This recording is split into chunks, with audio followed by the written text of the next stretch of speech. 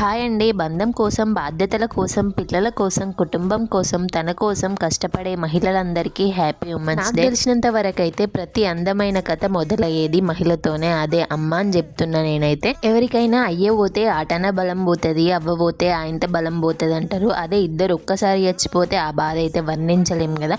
అలాంటి సిచ్యువేషన్స్ నుండి బయటపడి అప్పటి నుంచి నా పిల్లల కోసం కష్టపడాలని ఇప్పటికి వర్క్ చేస్తూనే ఉన్నది మా మమ్మ అయితే. కూరగాయలు అమ్ముకుంటూ, వ్యవసాయం పని చూసుకుంటూ, ఇంటిని చూసుకుంటూ ఒక్కరోజు కూడా ఇంటి దగ్గర ఉండదు మా మమ్మ అయితే. నేను చిన్నప్పటి నుంచి చూస్తున్నా, ఒక్క 2 days కూడా ఉండదు పొలం దగ్గరికి వెళ్ళకుండా అయితే. నాకైతే ఆమె ఇన్స్పిరేషన్ అని చెప్పొచ్చు వర్క్ చేయటంలో. అందరూ అంటూ ఉంటారు, మీ వాళ్ళకి ఎప్పుడు పనైనా ఇక్కడికి రారు, పోరు, ఎక్కడ ఉండరు అని.